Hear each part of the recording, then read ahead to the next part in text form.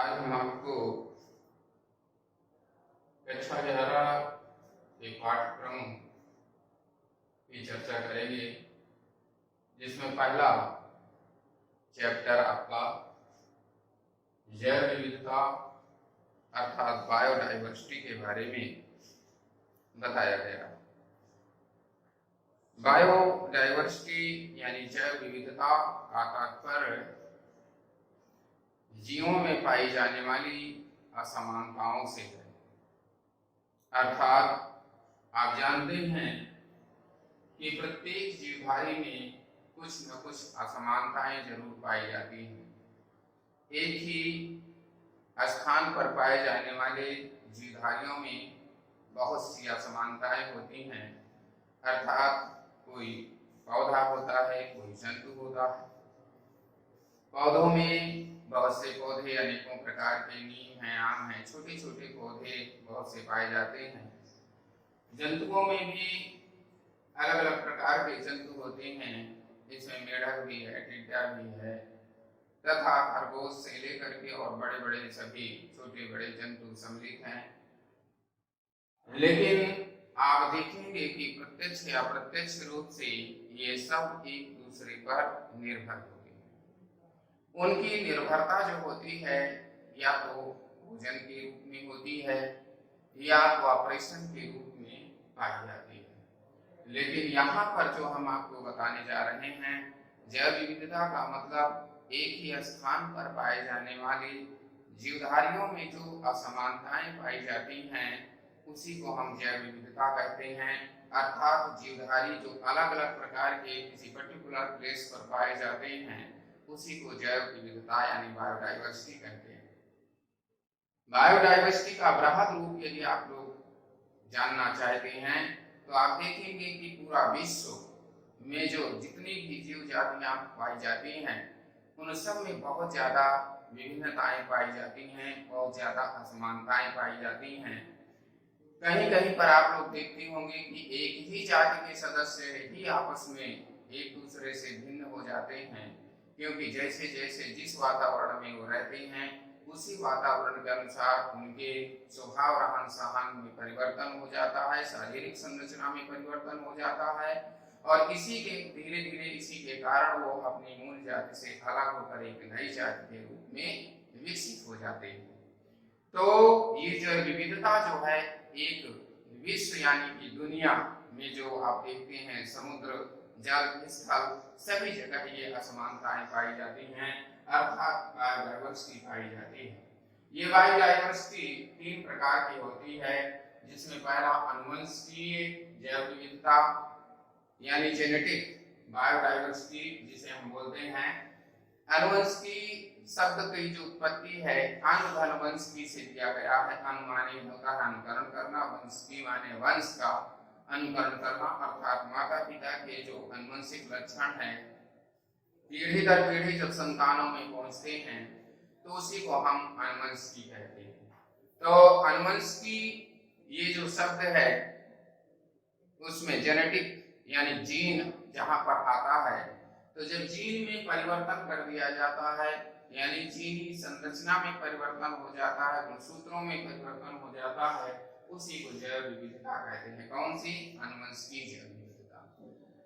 दूसरी है जातीय जैव विविधता। आप जानते हैं कि अलग अलग जो है जातियां अलग अलग प्रकार के गुणधर्मों को प्रदर्शित करती हैं। एक ही जाति के सदस्यों में समानताएं पाई जाती हैं, लेकिन अलग अलग जातियों के सदस्यों में अलग अलग जो है समानताएं और असमानताएं देखने को मिलती हैं। तो जो जैव विविधता जातीय होती है, एक ही जाति के सदस्यों में विविधताएं जो है देखने को मिलती है। हम लोग देखते हुए होंगे आप लोग एक ही जाति में जैसे मनुष्य है वो ही ले लीजिए, तो उसमें अलग अलग प्रकार के देखेंगे संरचना वाले, यानी कुछ न कुछ रूप रंग में शारीरिक संरचना में परिवर्तन आपको मिलेगा और उसी विभिन्नता के कारण उसकी पहचान होगी। तो इस प्रकार से जातीय जैव विविधता और पारिस्थितिकी यानी कि आप देखते हैं कि हमारा जो ये भूमंडल है उसकी संरचना और उसमें पाए जाने वाले अलग अलग प्रकार के जीवधारी उसके निवास करने वाले जो जंतु होते हैं वो सब अलग अलग प्रकार के होते हैं। क्यों?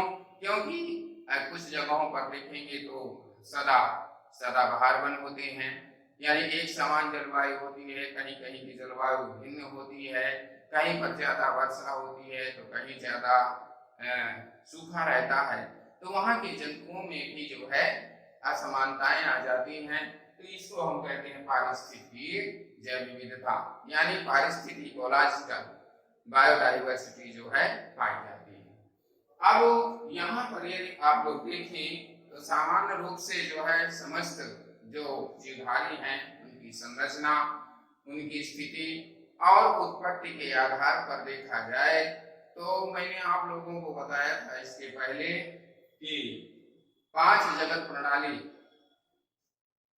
सबसे पहले एक वैज्ञानिक थे जिनका नाम है आर.एस. विटेकर। इन्होंने 5 जगत प्रणाली वर्गीकरण की प्रस्तुत किया था। इसमें जो 5 जगत बनाए गए हैं उसमें समस्त जो है जीवधारियों को रखा गया है, और वो समस्त जीवधारी हैं जिसमें से आप लोग देखेंगे कि किस प्रकार से बढ़ते हुए शारीरिक संरचना हो, कोशिकीय संरचना हो, या उनके प्राकृतिक गुणधर्मों के आधार पर उन्हें रखा गया है, जिसमें मोनेरा, प्रोटिस्टा, फंजाई, प्लांटी और एनिमलिया, ये 5 जगत मुख्य रूप से बनाए गए। कुछ वैज्ञानिकों ने डोमेन का आविष्कार किया, और ये जो डोमेन बना वो भी शारीरिक संरचना, गुणधर्म, डीएनए, आरएनए की उपस्थिति, कुछ रासायनिक पदार्थों की उपस्थिति के आधार पर जो है ये डोमेन बनाए।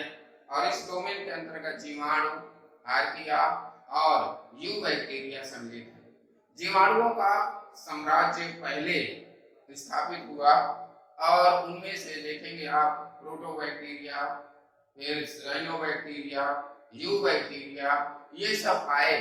और इसके आने के बाद आज भी आप देख रहे हैं कि विभिन्न प्रकार के बैक्टीरिया पाए जाते हैं। इसमें से जो जीवाणु बैक्टीरिया हैं और आर्किया बैक्टीरिया हैं ये प्रारंभिक यानी प्रोकैरियोटिक थे, लेकिन जो यूबैक्टीरिया है ये यूकैरियोटिक है। प्रोकैरियोटिक का तात्पर्य यहाँ पर जो है प्रो माने प्रारंभिक, कैरियोटिक माने केंद्रक, अर्थात जिनमें प्रारंभिक केंद्रक पाया जाता है, अर्थात केंद्रक के चारों ओर केंद्रक कला नहीं पाई जाती है, और सभी कोशिकांग मिश्रित अवस्था में कोशिका के अंदर पाए जाते हैं, उसे हम प्रोकैरियोटिक सेल्स कहते हैं। और ऐसे जीवधारी जो होते हैं प्रोकैरियोटिक कहलाते हैं।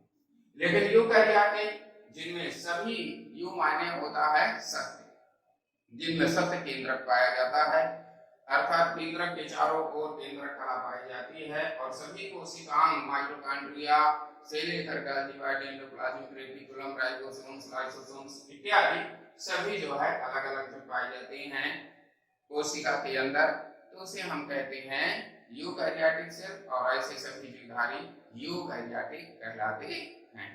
तो इस प्रकार से हमने ये अभी आपको बताया। अब यहाँ पर जो है यदि देखें आप तो टैक्सोनॉमी यानी वर्ग की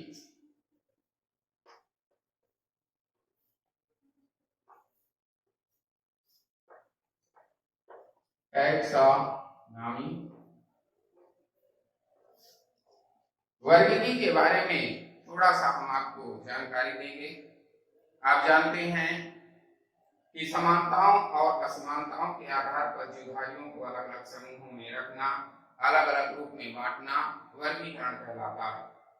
और जीव विज्ञान की वह शाखा जिसके अंतर्गत हम वर्गीकरण का अध्ययन करते हैं, अर्थात समानताओं और असमानताओं के आधार पर जीवधारियों को अलग अलग समूहों में बांटते हैं, उसे हम वर्गीकरण यानी टैक्सोनॉमी कहते हैं। यदि आप इसको देखें तो दो शब्दों से टैक्सोनॉमी, दो शब्द यहाँ पर हैं। टैक्सा शब्द टैक्सिस से बना है, और नामी शब्द जो बना है नोमोस से बना है, नोमोस। टैक्सिस का मतलब होता है अरेंजमेंट, और नोमोस का होता है लॉ यानी प्रिंसिपल, जिसे आप सिद्धांत कहते हैं। यानी अरेंजमेंट का सिद्धांत। अरेंजमेंट माने व्यवस्थित। आप जानते होंगे किसी चीज को हम जब क्रमबद्ध तरीके से रखते हैं तो उसी को हम अरेंजमेंट कहते हैं। अर्थात जब सुव्यवस्थित ढंग से किसी भी जाति या अन्य जीवधारियों को रखा जाता है तो उसी को हम कहते हैं टैक्सोनॉमी, यानी सुव्यवस्थित करना। अब यहाँ पर जो है वर्गीकी के जो जन्मदाता हैं, सबसे पहले देखा जाए तो कैरोलस लिनियस ने जो है एक किताब लिखी थी, इसका नाम है सिस्टेमा नेचर। और ये सिस्टेमा नेचर, सिस्टेमा का मतलब सिस्टम से है और सिस्टम का मतलब सुव्यवस्थित से है। और इस किताब को उन्होंने जब लिखा तो उन्होंने देखा कि 1735 ईस्वी में उन्होंने 4236 जातियों का वर्गीकरण किया। और वर्गीकरण करने के बाद उन्होंने एक बहुत ही अच्छी पद्धति विकसित किया जिसका नाम है द्विनाम पद्धति, यानी बाइनॉमिनक्लेचर और ट्राइनॉमिनक्लेचर। ये द्विनाम पद्धति और त्रिनाम पद्धति का उन्होंने आविष्कार किया।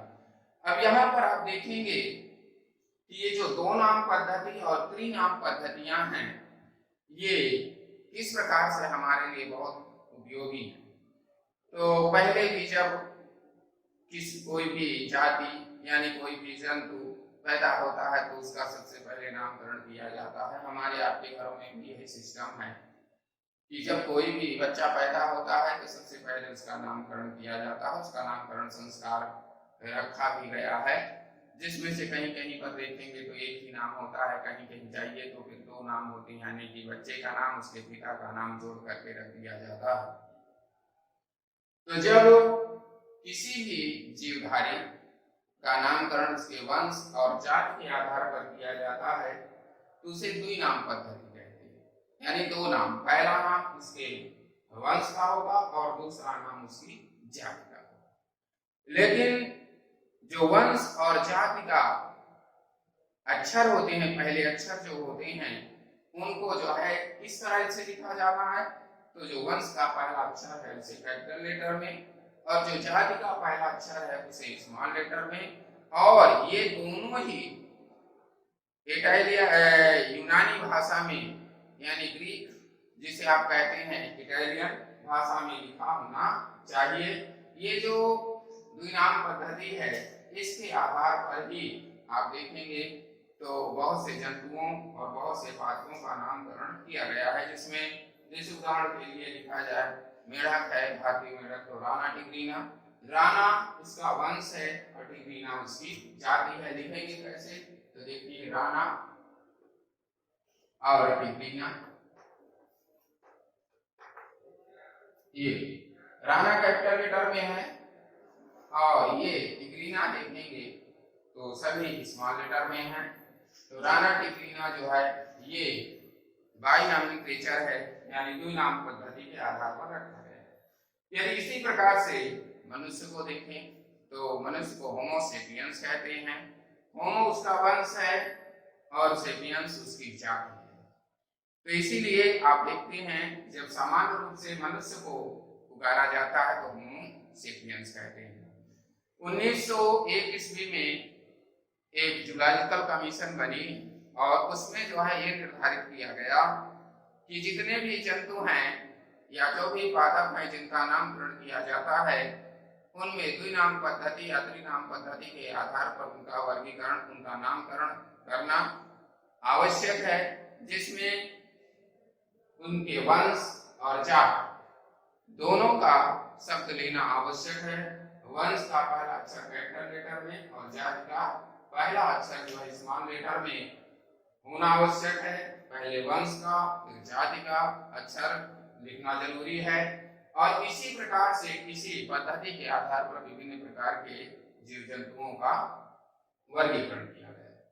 त्रिनाम पद्धति यानी जब किसी जीवधारी का नामकरण उसके वंश, जाति और उपजाति के आधार पर किया जाता है तो उसे त्रिनाम पद्धति कहते हैं। सीधी सी बात है, त्रिनाम पद्धति यानी तीन नामों से, तीन नाम उसके होंगे, पहला उसके वंश का, दूसरा जाति और तीसरा उसकी उपजाति का नाम लेकर के उसे जब बुलाया जाएगा या जब लिखा जाता है उसे त्रिनाम पद्धति कहते हैं। जैसे जो कौवा है इसको कार्पस स्प्लेंडस कहते हैं, और इसी प्रकार से यदि मानव को देखा जाए तो होमो सेपियंस कहते हैं। तो कार्पस उसका वंश, स्प्लेंडस और स्प्लेंडस उसकी जाति और उपजाति है। ठीक इसी प्रकार से मानव को भी लिख दिया जाए तो मानव में भी आप देखेंगे तो होमो उसका वंश है और सेपियंस उसकी जाति एवं उपजाति। इसी के आधार पर द्विनाम और त्रिनाम पद्धति बनाई गई है, जो कि कैरोलस लिनियस ने सबसे पहले इन पद्धतियों का आविष्कार किया, इसीलिए उन्हें वर्गीकरण का जनक कहते हैं। लेकिन प्रारंभिक में देखा जाए तो अरस्तु ने भी सबसे पहले जो है वर्गीकरण की नींव डाली थी, और उन्होंने जो है वर्गीकरण की किस प्रकार से नींव डाली, उन्होंने सबसे पहले समस्त जीवधारियों को दो भागों में डिवाइड किया, एनाइमा और इनाइमा। इसमें ए और ई का जो है केवल डिफरेंस होता है, यानी लाल रुधिर वाले और श्वेत रुधिर वाले। फिर उनमें से दो हुए, ओविपैरस विविपैरस यानी अंडे देने वाले और बच्चे देने वाले। तो इस प्रकार से जो सिस्टम सही ढंग से प्रस्तुत किया जाता है, जिसको हम सब आप आसानी से उसे सीख लेते हैं, जान जाते हैं, उसी के आधार पर जो है उस चीज को हम मान लेते हैं, वही चीज सही होता है। इसी में जो है द्विनाम पद्धति और त्रिनाम पद्धति, इन दोनों को जो है दिया गया। अब यहाँ पर जो जाति की थोड़ा सा जो है हम चर्चा करेंगे, यानी स्पीशीज।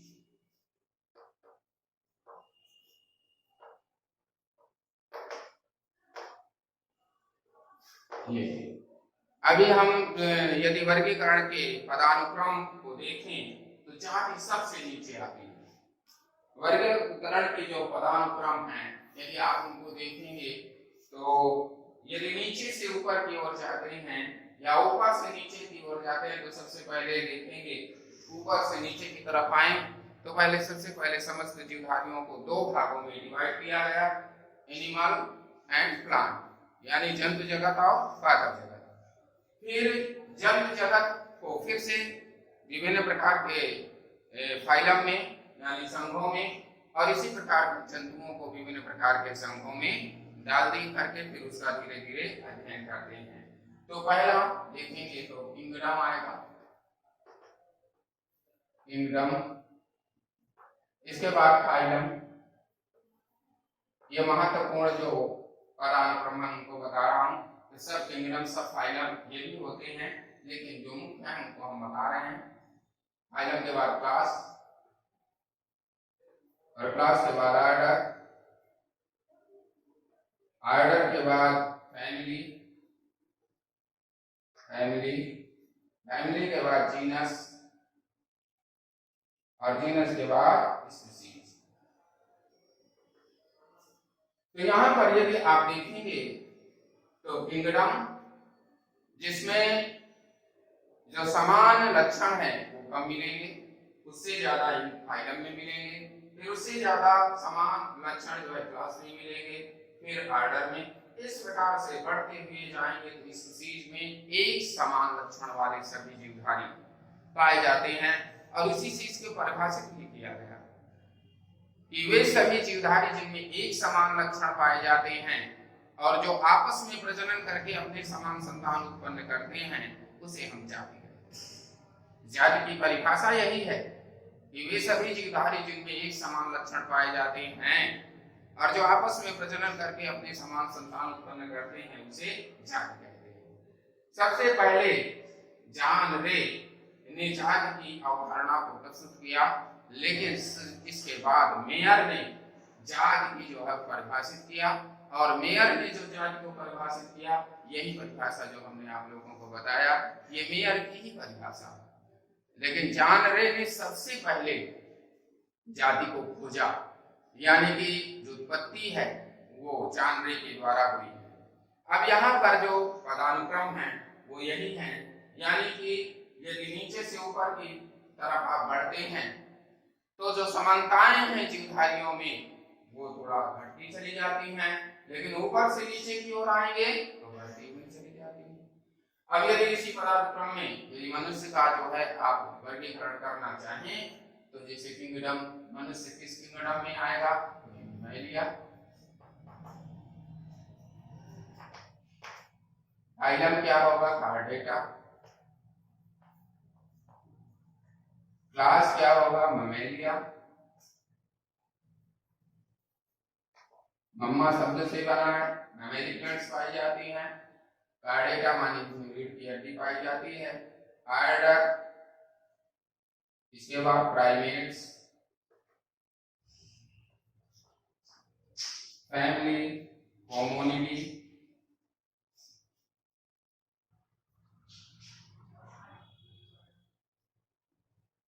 जीनस, होमो, स्पीशीज, सेपियंस।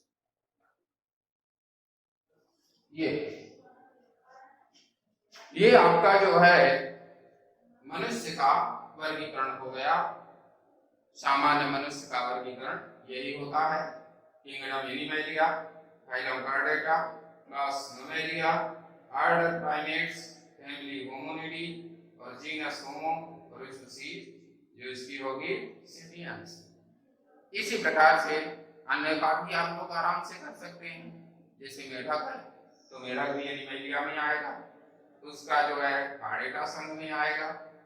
इसके बाद जो है उसका जो क्लास हो और ऑर्डर जो होंगे वो भी इसी क्रम में जो है आप उनको चलते चले जाइए। नेवरा, राना टिग्रीना है तो रेनाइडी, और इस प्रकार से राना टिग्रीना जो है उसकी वंश और जाति हो जाएगी। तो ये आपके पदानुक्रम, किसके पदानुक्रम है? वर्गीकरण के पदानुक्रम जो है यही होते हैं। अब वर्गीकरण की आवश्यकता क्यों पड़ी? तो देखिए, जब किसी चीज की आवश्यकता होगी तभी उसका आविष्कार होता है, क्योंकि आवश्यकता आविष्कार की जननी है। तो जब आवश्यकता पड़ी तब उसका आविष्कार हुआ। यानी कि जब कई प्रकार के जीवधारी हुए, अब उन जीवधारियों को का अध्ययन अलग अलग तरीके से करना बड़ा कठिन है। अब आज तो देखते हैं कई करोड़ों में जो है प्रजातियां हैं। अब यदि एक एक प्रजाति के लिए कह दिया जाए कि अध्ययन करके उसके गुणधर्मों को बताइए तो संभव नहीं है।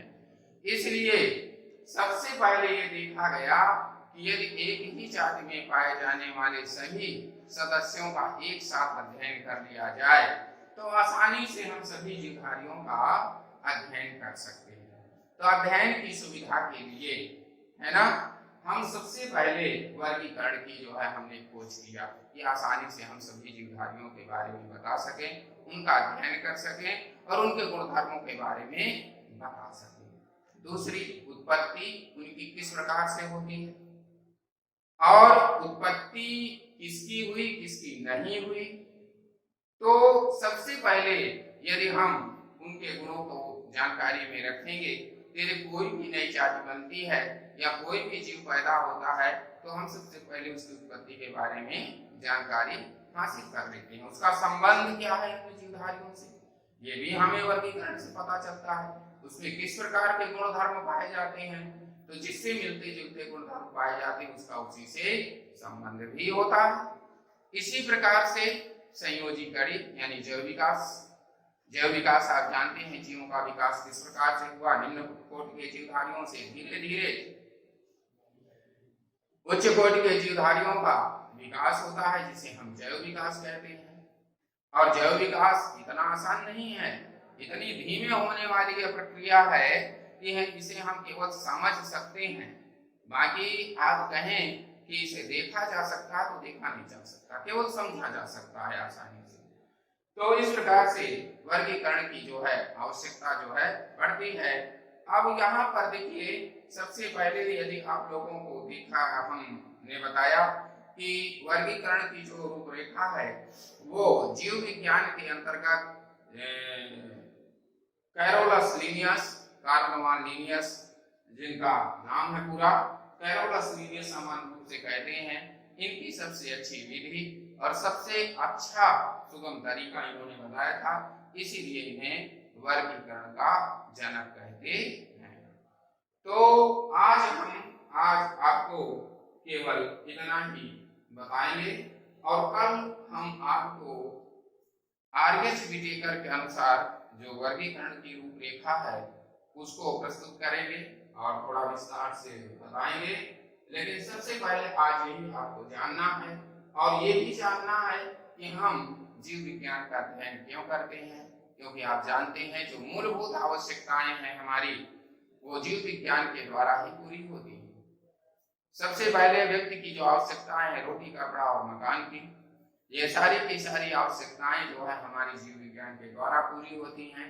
रोटी यानी अन्न जो है पादपों से हमें मिलता है, कपड़ा जो है ये पादपों से हमें प्राप्त होता है। आप जानते हैं कि रेशम के द्वारा जो है रेशमी कपड़े, सूती कपड़े कपास से, और मकान विभिन्न प्रकार के उपयोगी इमारती लकड़ी जो होती हैं वो हमें पादपों से प्राप्त होती हैं। इसके बाद औषधियाँ, विभिन्न प्रकार की औषधियाँ हमें पेड़ पौधों से प्राप्त होती हैं, जिनके द्वारा जो है हमारा शरीर स्वस्थ रहता है। मनोरंजन के साधन, विभिन्न प्रकार के पेड़ पौधों और पुष्पों को, विभिन्न प्रकार के पक्षियों को तथा जंगली जानवरों को देख करके हम लोगों के अंदर जो है एक बहुत बड़ा उत्साह पैदा होता है, यानी हमारा जो है मनोरंजन होता है। वैज्ञानिक अनुसंधान, आप जानते हैं कि वैज्ञानिक जो है जो भी रिसर्च करते हैं पेड़ पादपों और जंतुओं पर ही करते हैं, तो जब वो रिसर्च करते हैं तो उनके गुणधर्मों की जानकारी तथा किस प्रकार से हम उसे उपयोगी बना सकते हैं, जो अनुपयोगी चीजें हैं, तो ये सारी की सारी जानकारी और संकरण की जो प्रक्रिया है, जिसमें आप जानते हैं गुणसूत्रीय परिवर्तन, जीनी परिवर्तन, उत्परिवर्तन, इन सब के द्वारा जो है हम जीव विज्ञान के द्वारा नए नए जातियों का आविष्कार कर रहे हैं, उपयोगी जंतुओं और पादपों का आविष्कार कर रहे हैं। संकरण की क्रिया के द्वारा ये सारी की सारी जानकारी जीव विज्ञान के द्वारा हमें प्राप्त होती है।